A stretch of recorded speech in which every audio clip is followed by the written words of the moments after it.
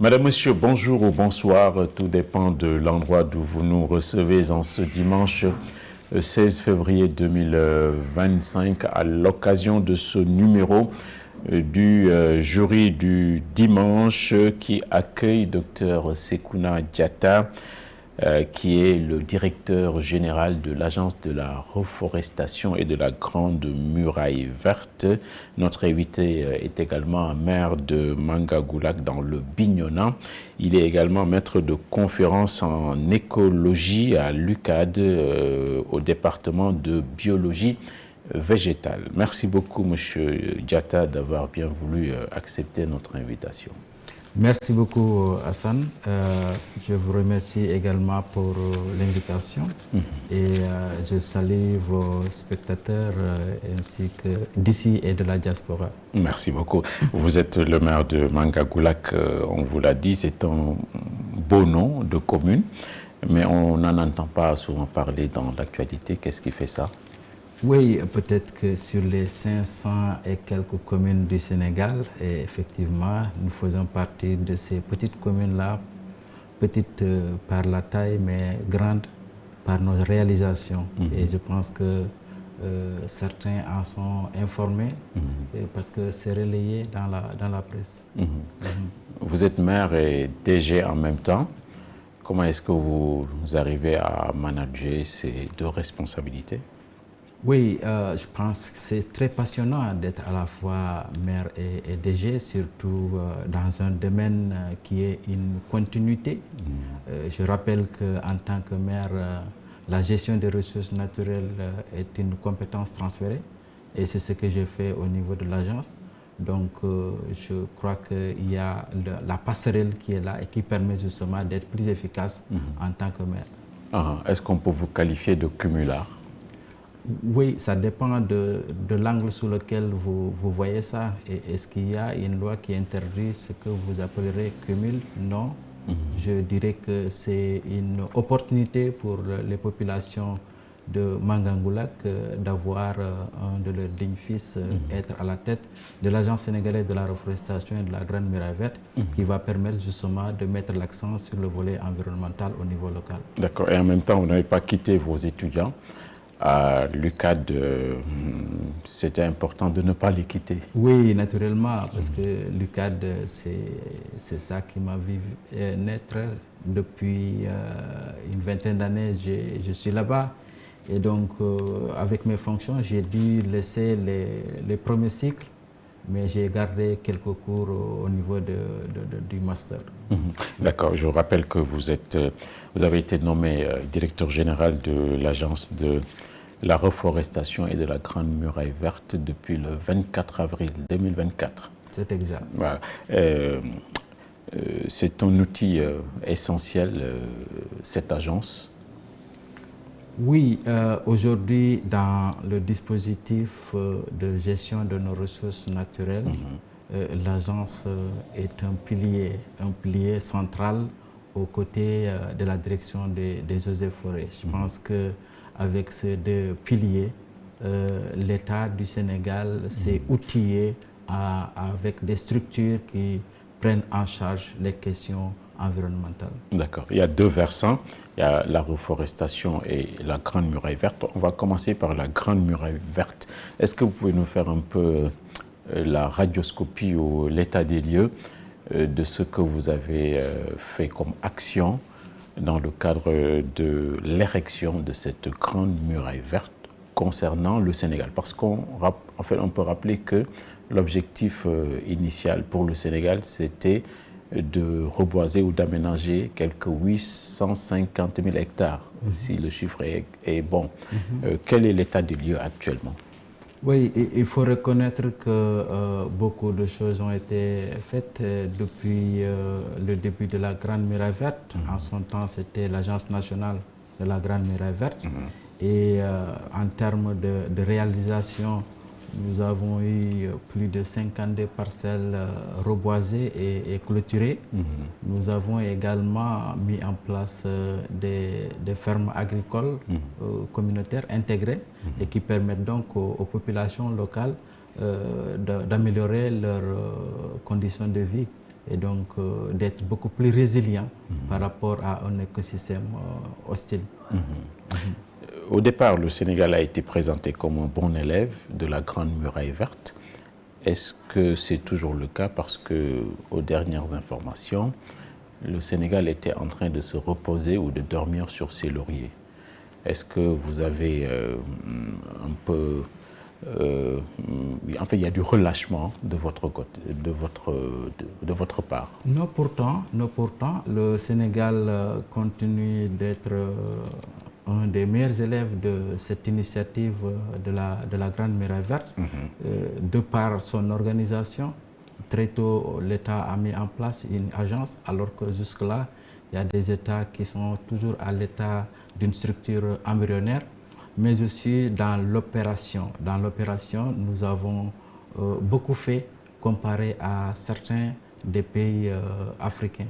Et donc, nous restons encore parmi les leaders, et ce qui fait que certains pays sollicitent notre expertise pour disposer d'un outil comme l'Agence sénégalaise de la reforestation. D'accord. Donc là, ça marche. On peut avoir idée du nombre d'arbres qui ont été plantés pour la muraille? Oui, ça me permet de rappeler un peu le concept de la Grande Muraille Verte. Très souvent, les gens ne retiennent que le reboisement comme étant l'activité principale. En fait, c'est une des activités de cette Grande Muraille Verte, parce que, comme je l'ai dit, l'idée, c'est de permettre aux communautés et aux écosystèmes d'être résilients face aux différentes contraintes auxquelles nous sommes confrontés aujourd'hui. Dégradation des sols, désertification, changement climatique. Et donc, en termes de bilan sur le reboisement, nous sommes à plus de 25 millions d'arbres plantés au niveau de la Grande Muraille Verte. Et qui ont survécu. Et qui survivent. On va revenir sur cette question de taux de survie. Je sais que vous faites allusion au taux de survie. Effectivement, il faut reconnaître que les conditions sont tellement hostiles que le taux de survie est un peu en dessous de 50%. Ça se comprend. Parce que dans cette zone-là, au nord du Sénégal, l'eau est un facteur limitant. Et si vous ne maîtrisez pas l'eau, il est difficile de réussir les actes de reboisement. Ça, c'est le premier élément. Le deuxième élément, c'est la zone de prédilection de l'élevage. Donc, si vous n'avez pas les moyens de clôturer, de protéger ce que vous reboisez, c'est laissé à la merci des animaux. Donc, pour ces questions-là, le taux de survie est relativement en dessous de 50%. Mais ce n'est pas décourageant, parce que c'est ça qui doit nous motiver davantage. Vu l'avancée du désert, il faut redoubler d'efforts pour améliorer ce taux-là, pour permettre justement la reconstitution de ces écosystèmes qui sont source de vie pour les communautés. Très bien. Ce projet-là, monsieur le directeur général, n'est-il pas trop ambitieux? Parce qu'on parle au niveau, à l'échelle régionale africaine, du Sénégal à Djibouti, de 100 millions d'hectares à reboiser, à aménager. Est-ce que les gens ont même écrit que c'est fou, c'est une folie? Est-ce que vous en convenez? Je ne suis pas du même avis si l'on considère la menace qui pèse sur cette partie des pays sahéliens. Nous avons des écosystèmes très fragiles et nous devons agir. Et c'est ce que les présidents ont compris pour mettre en place ce projet-là. Nous ne devons pas faire moins que les initiateurs. Aujourd'hui, il y a certaines menaces qui pèsent sur nos États, et si on laisse le désert s'emparer de nos surfaces, nous allons accentuer les phénomènes d'immigration, nous allons accentuer les phénomènes d'exode rural. Donc nous avons l'obligation de restaurer ces terres-là, parce qu'aujourd'hui, ces populations ont besoin de rester sur place et de vivre de ces ressources naturelles. D'accord, très bien. Pourquoi on pose cette question? Parce qu'au-delà des questions, des conditions climatiques qui sont largement défavorables, il y a la question ou la contrainte financière. Il n'y a pas les ressources financières, il y a beaucoup de promesses déjà qui ont été faites. On a suivi un peu les accords de Paris, le One Planet Summit, etc. Mais les dons ne sont pas arrivés comme ils devaient arriver. Est-ce que aujourd'hui, le manque de financement ne plombe pas vos ambitions? Oui, il faut reconnaître que les promesses n'ont pas été réalisées comme attendu. Et c'est ce qui freine un peu l'élan. Mais je pense que le fait de ne pas avoir des réponses comme on l'espérait ne doit pas nous empêcher de continuer de travailler. Et nous sommes sur le terrain en train de montrer que c'est possible à petite échelle, à moyenne échelle et à grande échelle. Et les partenaires techniques et financiers qui sont convaincus sont en train d'appuyer les initiatives au niveau pays, mais aussi au niveau panafricain. Très bien. Et au-delà il y a une autre contrainte, c'est la contrainte technique. Par exemple, il n'y a pas d'eau à disposition. Où est-ce que vous trouvez l'eau pour arroser vos plantes? Oui, l'eau, comme je l'ai dit, dans cette partie, c'est une contrainte majeure et nous procédons à la mise en place de forages qui permettent donc aux populations de disposer de l'eau et de pouvoir non seulement arroser les plantes, mais aussi de subvenir à leurs besoins. Et quand on parlait tout à l'heure de fermes agricoles communautaires intégrées, cette eau aussi va servir aux femmes qui font du maraîchage. Vous faites beaucoup de terrain. Est-ce que vous faites beaucoup de terrain sur cette grande muraille verte pour voir les populations ou les communautés? Est-ce que cette grande muraille-là a changé leur vie? Oui, je dois vous dire que j'ai connu le Ferlo, cette zone où se trouve la grande muraille verte, depuis 2002. Donc je suis bien placé pour vous dire qu'il y a énormément de choses qui ont changé. Changé dans le sens positif. Parce que nous avons effectivement mis en place des parcelles où on a reboisé et qui permet donc aux éleveurs de disposer de la paille pendant la période de soudure. Ça, c'est une amélioration. Nous avons aussi noté que dans certaines zones, la transhumance ne se fait plus avec les enfants parce que les femmes restant pour faire du maraîchage restent avec les enfants qui vont à l'école. Donc, n'apprécions pas uniquement la grande muraille verte en termes d'arbres plantés, mais aussi il faut le voir du côté socio-économique. Qu'est-ce que ça a changé auprès des populations? Des populations qui, pour avoir des légumes, il fallait venir à Dara, aujourd'hui produisent cela sur place, à Mbaye-Awa par exemple. Donc ça a beaucoup changé et je pense que les populations l'apprécient à sa juste valeur. D'accord. On a parlé également de 10 millions d'emplois au niveau africain, de création d'emplois. Est-ce que le projet a créé des emplois spécifiquement au Sénégal et combien d'emplois? Oui, il serait difficile de donner des chiffres par rapport à ce que cela a créé comme emploi, mais quand je vous disais tout à l'heure qu'on a mis en place des fermes, c'est non seulement pour les femmes, mais aussi pour les jeunes. Et l'idée aujourd'hui, c'est de voir comment est-ce qu'il faut accompagner les jeunes du programme Heundawi qui sont là, nous en avons 7000, comment les accompagner pour qu'eux soient des entrepreneurs, comment les accompagner pour que demain eux-mêmes produisent non seulement des plants pour le reboisement, mais produisent aussi des fruits. Parce qu'aujourd'hui, l'accent, comme l'a dit le président de la République, l'accent est aujourd'hui mis sur les arbres fruitiers.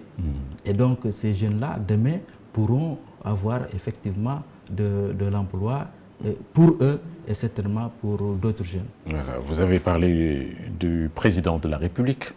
On connaît les précurseurs, il y avait Maître Abdoulaye Wade. Est-ce qu'aujourd'hui,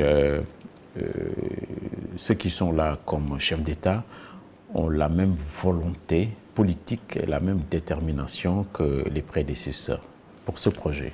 Oui, il faut remercier son Excellence le Président Bassirou Diomaye Diakhar Faye pour l'engagement qu'il a affiché et pour avoir reçu la délégation ministérielle de l'Agence panafricaine de la Grande Muraille Verte lors de la réunion ministérielle. Je pense que cet engagement-là redonne espoir à ceux qui étaient sceptiques et je pense que c'est parce qu'il l'a compris qu'il met l'accent sur ce projet panafricain.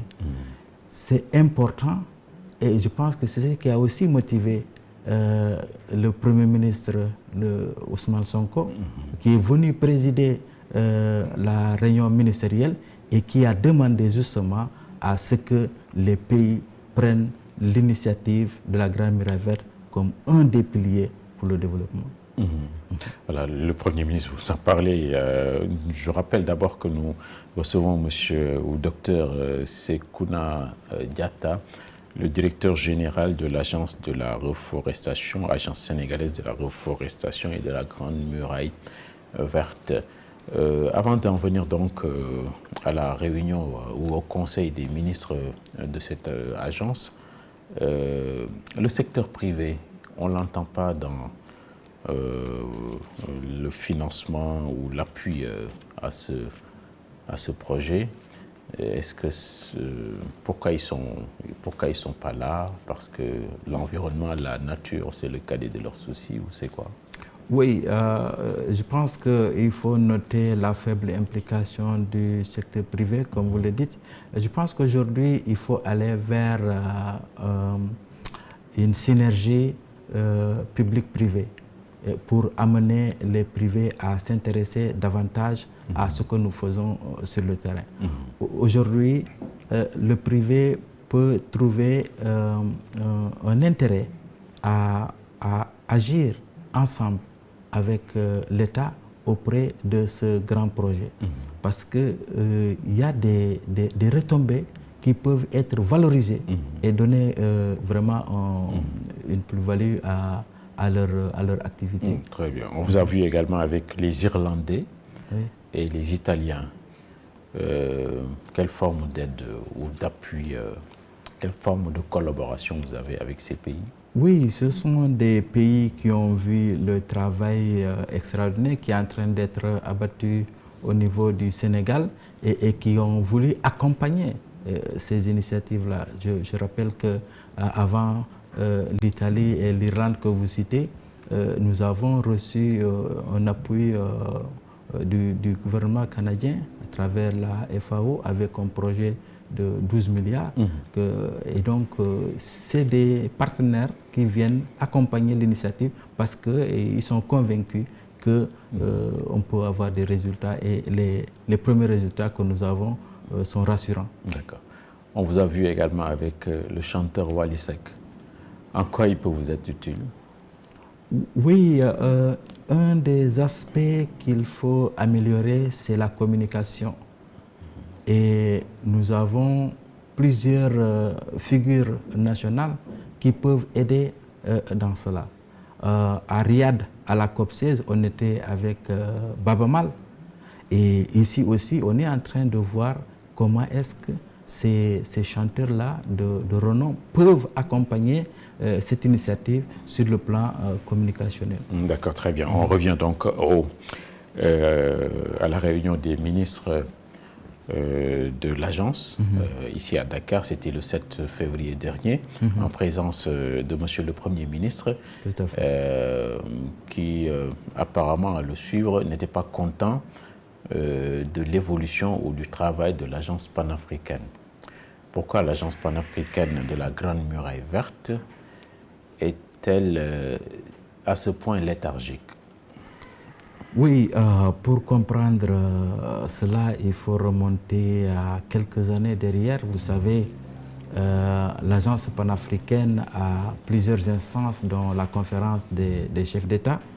Et il y a aussi la conférence le Conseil des ministres qui s'est réuni récemment.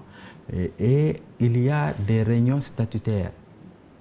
Et depuis presque 4 à 5 ans, les chefs d'État ne se sont pas réunis. et le Nigeria qui assure la présidence. Son mandat a expiré depuis décembre 2023. Ensuite, il devait passer le flambeau au Mali, mais il faudrait que les chefs d'État se réunissent pour que le Mali puisse avoir la présidence. Et donc, la réunion des chefs d'État ne s'est pas tenue, celle des ministres non plus. Et nous avons décidé à Riyad, les ministres de l'environnement des pays, des 11 pays, se sont réunis à Riyad et ont dit qu'il faut qu'on se retrouve quelque part pour pouvoir remettre l'agence panafricaine sur un agenda statutaire. Et c'est ce qui a justifié la réunion du 7 février passé.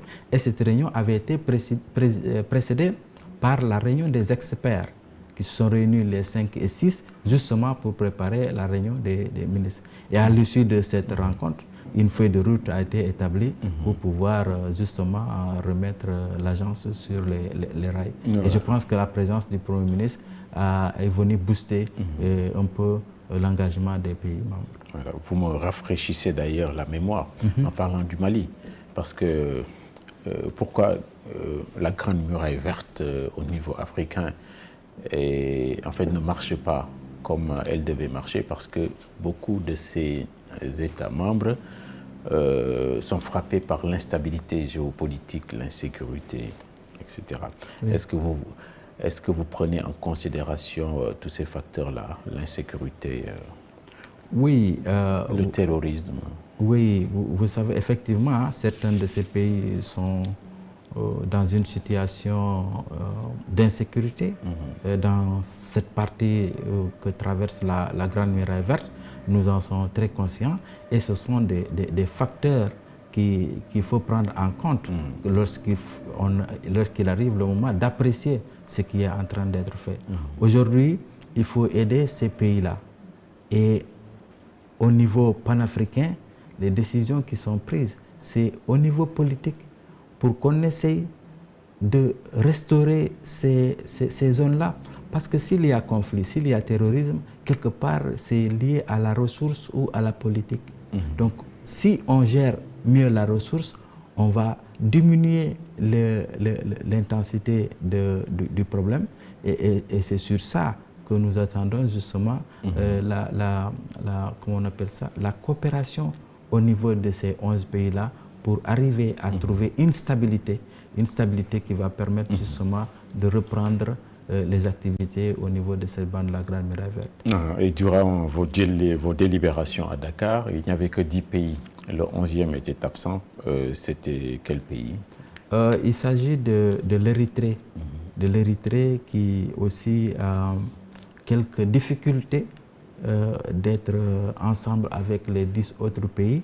Mais les ministres ont décidé justement d'aller vers l'Érythrée pour mieux comprendre les difficultés auxquelles elle est confrontée et de voir comment on peut les aider à revenir dans l'ensemble.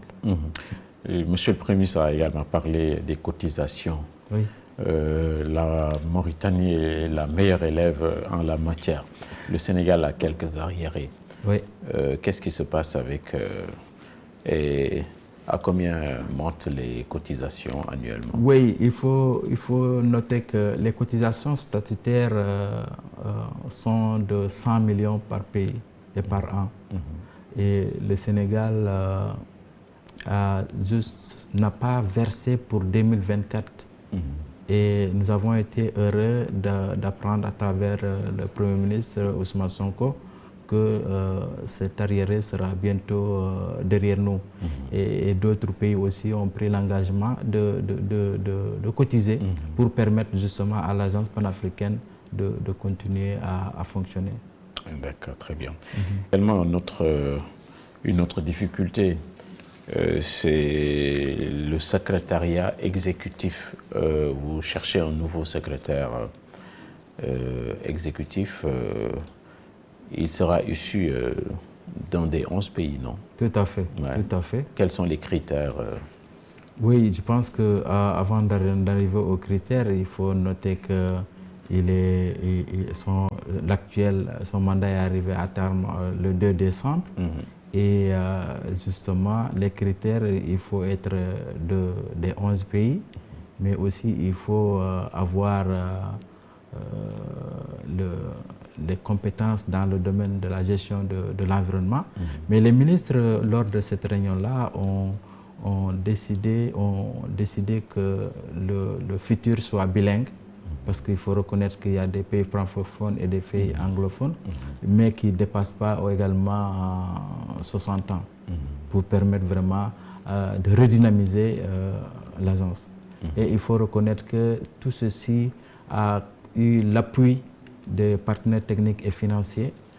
L'audit qui a été l'objet d'ailleurs de la réunion des experts a été financé par la Banque africaine de développement et la tenue de la réunion a été facilitée par et la BAD et le PNUE qui ont quand même permis de tenir cette réunion à Dakar. Nous avons également eu la participation de l'INCCD qui a envoyé un représentant.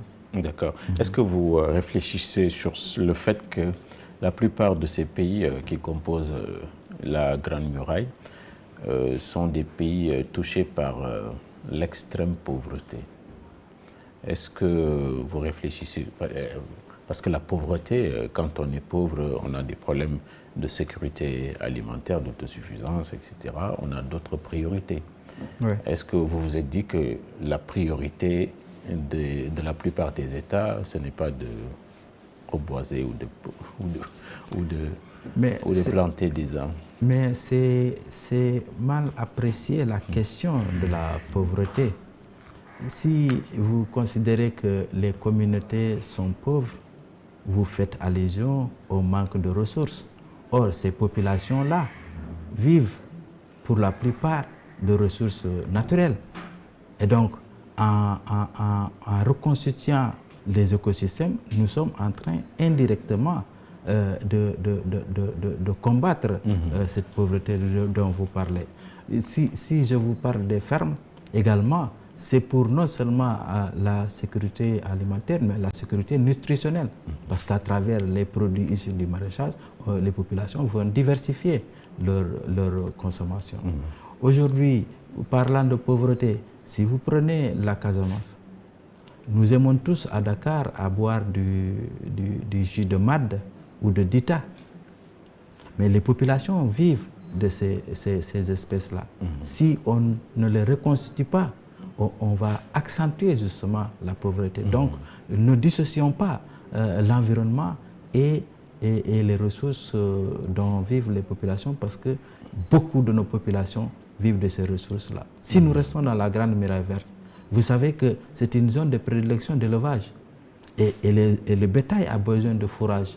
Donc, en reconstituant l'écosystème, nous sommes en train de permettre aux animaux de disposer de suffisamment de fourrage pour leur alimentation. D'accord. Avant de venir à la reforestation qui est également essentielle, l'objectif de l'horizon 2030 là, sera sans doute reconsidéré parce qu'il y a 5 ans qui nous séparent de cette date fatidique. Les 7000 kilomètres de long et je ne sais pas combien pour la largeur, encore j'oublie. Initialement c'était 15. C'était 15, voilà, kilomètres, etc. On n'y sera pas, on sera très loin de ça. 2030, c'est pas possible. Oui, vous savez, il faut toujours faire des projections et apprécier la situation au fur et à mesure qu'on avance. Aujourd'hui, si vous prenez le nouveau référentiel qui met aussi l'accent sur la gestion des ressources naturelles, il y a un effort à faire pour aller vers les projections de 2030. Même si tout n'est pas réalisé d'ici 2030, on aura quand même réalisé quelque chose qui nous permettra d'avoir d'autres projections et d'autres perspectives. D'accord, très bien. La reforestation a été agrégée à l'agence. Aujourd'hui, est-ce qu'on peut continuer à dire que le Sénégal est toujours un pays du Sahel ou un pays du Sahara, puisque le désert avance inexorablement? Oui, avant d'arriver à votre question, il faut préciser qu'au niveau de l'agence, il y a la direction de la Grande Muraille Verte, la direction de la reforestation, mais également la direction des écovillages. Donc nous avons 3 directions techniques. Maintenant, par rapport à votre question, le Sahel, il y a des caractéristiques qui permettent de définir le Sahel. Le Sahel désigne cette partie de l'Afrique en dessous du désert du Sahara. Donc, ça ne change pas la définition. Et justement, c'est ça le challenge. Comment faire de telle sorte que les activités que nous menons sur le terrain ralentissent, pour ne pas dire arrêtent, l'avancée du désert. En quoi faisant? En reconstituant les écosystèmes pour permettre aux populations de continuer d'y vivre. Parce que si on ne fait rien aujourd'hui, c'est comme si on se résignait à l'avancée du désert. Et tout à l'heure, donc, vous parliez d'ambition démesurée. Voilà, démesurée. Mais vous voyez que c'est la menace qui nous impose une réaction. Et cette réaction n'est autre que de faire de telle sorte que les populations restent et y vivent convenablement. Et pour cela, il faut restaurer les écosystèmes pour les rendre résilients par rapport au changement climatique, par rapport aux difficultés auxquelles nous sommes confrontés aujourd'hui. Donc si on ne fait rien ou si on ne faisait rien, dans 50 ans, dans 100 ans, le Sénégal pourrait devenir un pays du Sahara. Mais vous avez bien raison. Si on ne fait rien, regardez ce qui se passe au sud du pays, de la Casamance jusqu'à Kédougou. Le rythme de déforestation, si on ne l'arrête pas, risque de transformer ces parties-là en désert. Et donc, au lieu d'attendre que le désert s'installe au sud, nous agissons concomitamment à la fois au nord et au sud pour que les massifs forestiers soient préservés, pour que les écosystèmes soient préservés, parce que nous avons toujours vécu en harmonie avec ces écosystèmes-là. Si on rompt l'équilibre qu'il y a entre l'homme et la nature, alors nous mettons nos vies et celles de futures générations en danger. Et donc, aujourd'hui, la reforestation, avec toutes les activités qui y vont, doit être une priorité pour nos États, surtout sahéliens. Aujourd'hui, si vous prenez l'agriculture, c'est basé sur le sol. Or, les sols sont dégradés. Donc, pour pouvoir avoir une bonne productivité, il faut restaurer les sols. Et donc, la reforestation ne se limite pas uniquement à la plantation d'arbres, comme beaucoup le pensent. C'est un ensemble d'activités qui visent à soit préserver l'état actuel de nos sols, soit améliorer ces sols-là pour les permettre d'être beaucoup plus productifs.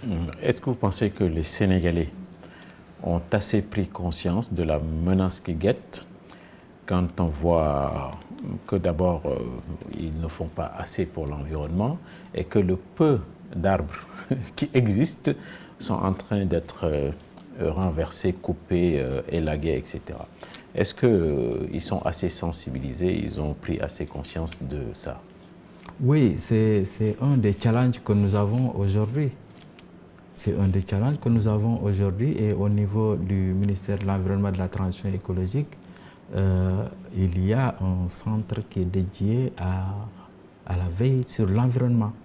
Et nous les aidons en cela, la direction des eaux et forêts également, en quoi faisant, en agissant au niveau des écoles. Comment faire de telle sorte que les jeunes élèves soient conscients de l'importance de l'environnement. Et si on arrive justement à convaincre les jeunes, il doit y avoir un changement dans la conception et la mentalité des Sénégalais par rapport à l'environnement. Ce travail est en train d'être fait et ça va s'intensifier. C'est le moment de remercier le ministre de l'Environnement et de la Transition écologique, professeur Daouda Ngom, qui vraiment donne les moyens pour qu'on diversifie les actions au niveau des populations et au niveau des écoles particulièrement. Et nous avons dans ce sens organisé un forum sur l'environnement en Casamance pour que l'on lutte contre la coupe de bois, mais aussi contre les feux de brousse. Voilà, nous reviendrons sur la Casamance rapidement avant de finir. Mais on a entendu l'ancien chef de l'État dire que le Sénégal perdait quelques 40 000 hectares de végétation par an. Ces chiffres sont toujours d'actualité? C'est des chiffres qu'il faut mettre à jour. Mais il faut comprendre pourquoi on en est arrivé là. Aujourd'hui, on déforeste pour l'agriculture, mais on déforeste de plus en plus pour l'habitat. Et si on continue dans cette dynamique-là, il ne restera plus rien. Pour nous. Vous avez vu, à Thiès, on a déclassé la forêt, et c'est des superficies qui sont perdues. Donc, d'un côté, on reboise, de l'autre côté, on déforeste. Il faut quand même qu'on prenne des mesures pour préserver l'environnement, parce que notre vie en dépend. Oui, il y a également que la démographie augmente. Oui.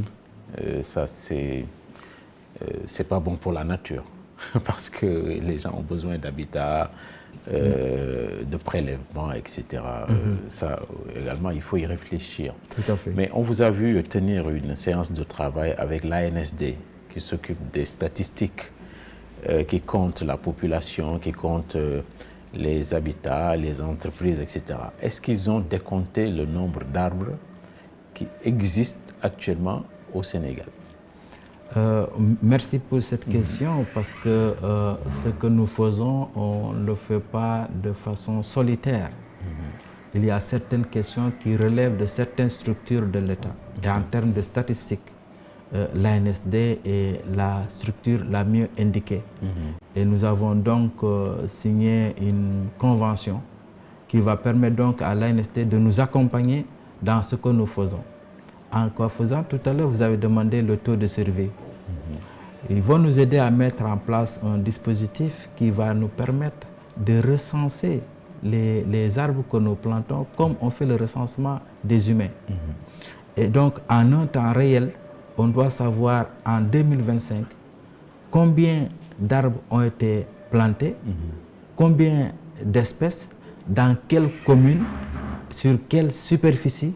Et toutes ces données-là seront référencées dans une application qu'ils sont en train de concevoir pour nous accompagner dans ce que nous faisons. Donc là, vous n'avez pas idée du nombre d'arbres qui existent au Sénégal, parce que c'est difficile. Parce que quand on suit les télévisions ou les radios étrangères, on vous dit par exemple à New York, il y a tant nombre d'arbres ou tel nombre d'arbres, etc. À Paris, le maire de Paris ou la mairesse de Paris, elle sait combien d'arbres il y a dans sa ville. Ici au Sénégal, il n'y a pas de statistiques. Non, mais pour arriver à cela, il faut arriver d'abord à inventorier. Si je prends la ville de Dakar, il faut inventorier tous les arbres de Dakar. Ensuite, on suit. À Dakar, c'est facile parce qu'il n'y a pas beaucoup d'arbres. Il n'y en a plus. C'était le Cap-Vert, mais maintenant c'est une ville ciment en fait. Donc, une ville béton. Ça, c'est la politique de l'État qui doit aider à cela. Et donc, je disais qu'il faut répertorier ces arbres-là. Tout à l'heure, vous parliez de coupe de bois. Si on localise ces arbres-là, on sait exactement quelle superficie a été dévastée. Et je pense que c'est vers là que nous allons. Il faut utiliser les nouvelles technologies pour être beaucoup plus précis dans les chiffres que nous avançons. Aujourd'hui, si je vous dis, vous allez dans le village de Tessékéré, vous allez trouver une parcelle de X hectares et qu'on a une densité de 20, par exemple, arbres à l'hectare. Vous avez la possibilité aujourd'hui d'aller et de vérifier. Et plus nous faisons un maillage national, plus on maîtrisera les données. Mais cela va appeler une autre action à mener. Si vous prenez l'effectif des agents, il faut l'augmenter pour un meilleur maillage national. Quand l'ANSD fait des recensements, vous voyez combien de personnes sont déployées au niveau national pour faire ce travail-là.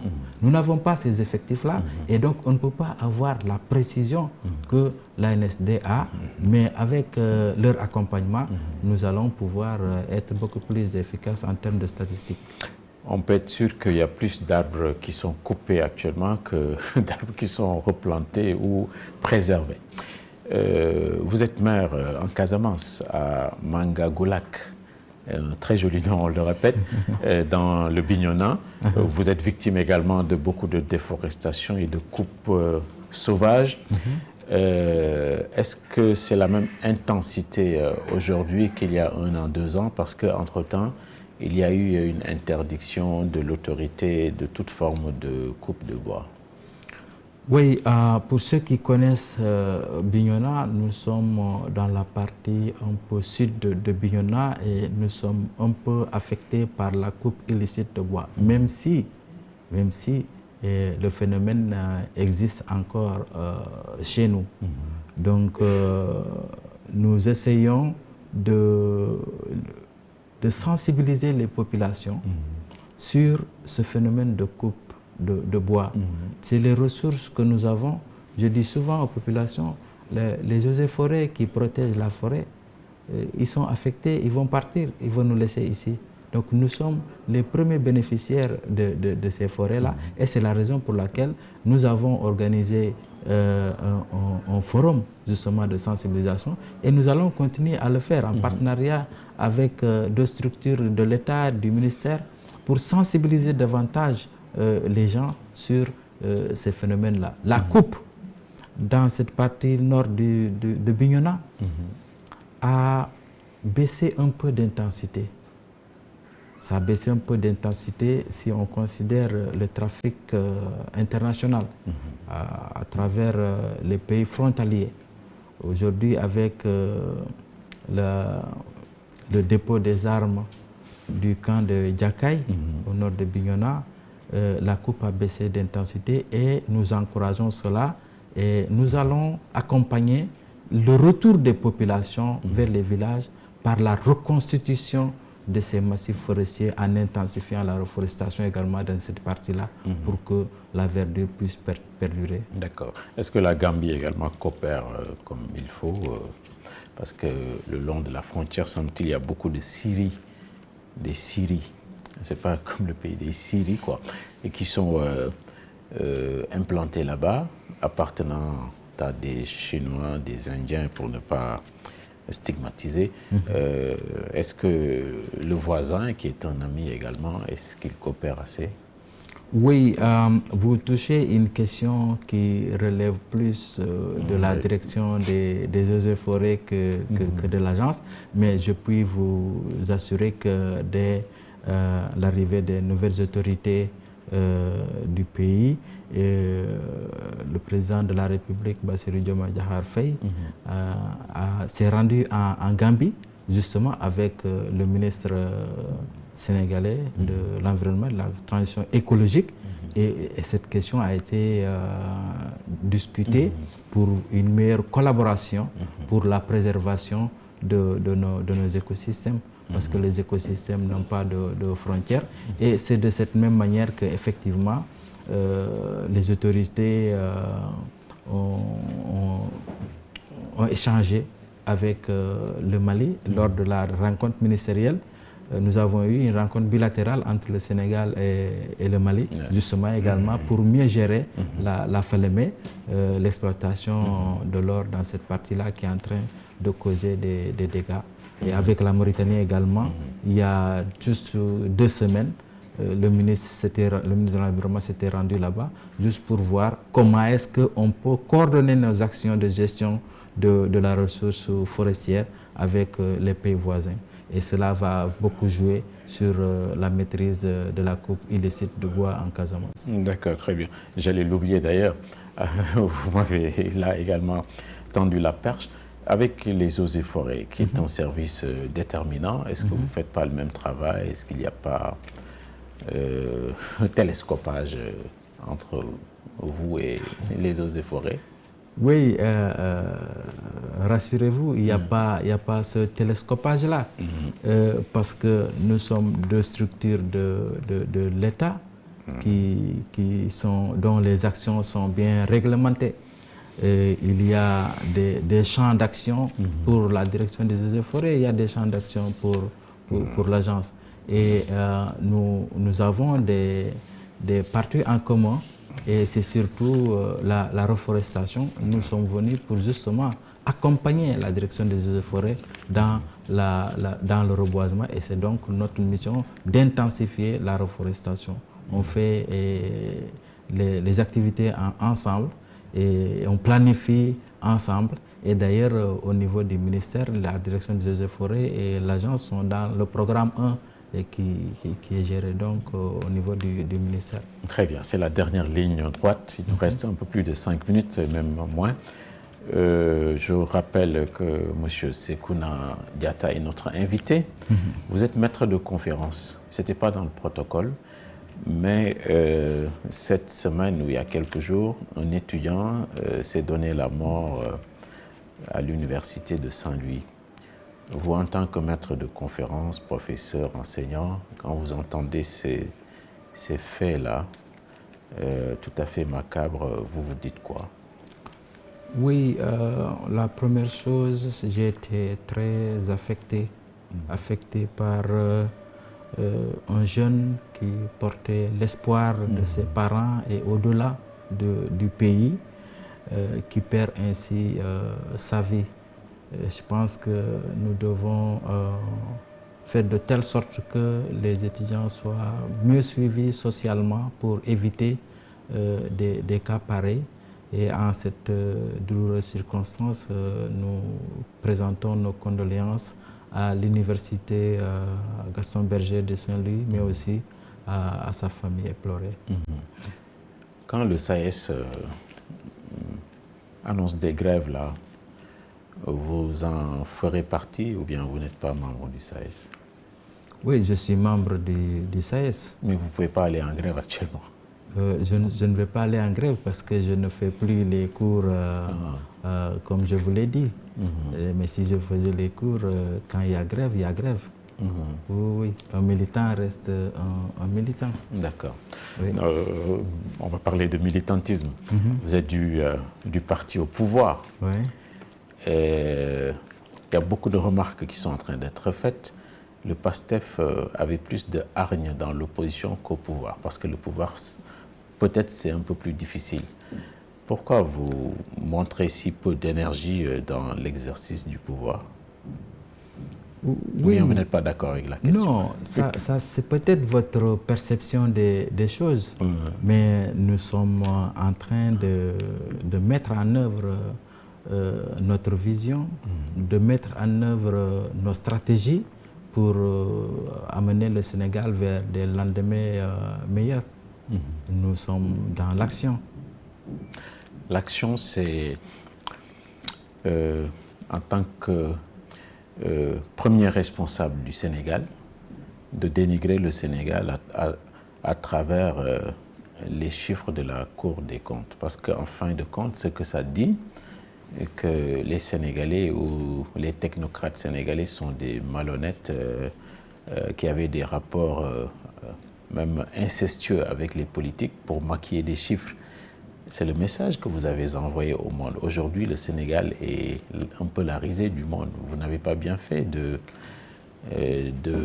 d'avoir cette posture-là, non? Je pense que non, parce que nous avons appelé à la transparence. Et je pense que c'est l'une des postures qui ont fait adhérer beaucoup de Sénégalais à ce parti et qui l'a amené au pouvoir. Donc on ne peut pas faire autrement. Si vous appelez dénigrement le fait de dire la vérité, je ne pense pas qu'il s'agit de dénigrement. Nous sommes arrivés, nous avons trouvé une situation, nous sommes en train de faire l'état de référence Et on a trouvé une situation, on l'a mise devant les Sénégalais pour que les Sénégalais, qu'ils soient d'ici ou de la diaspora, sachent exactement ce que nous avons trouvé sur place. Et c'est ce triste résultat que nous a révélé le rapport de la Cour des comptes. Donc c'est une façon de dire, avec le résultat là, ou le rapport, une façon de dire aux Sénégalais, il faut prendre votre mal en patience. Vous avez un alibi ou une excuse quoi, pour ne pas accélérer un peu le pas. Non, ce n'est pas un alibi, c'est de la franchise. C'est de la franchise que de dire aux Sénégalais, vous nous avez donné le pouvoir, voilà ce que nous avons trouvé sur place, et ceux qui sont responsables de cette situation-là seront poursuivis.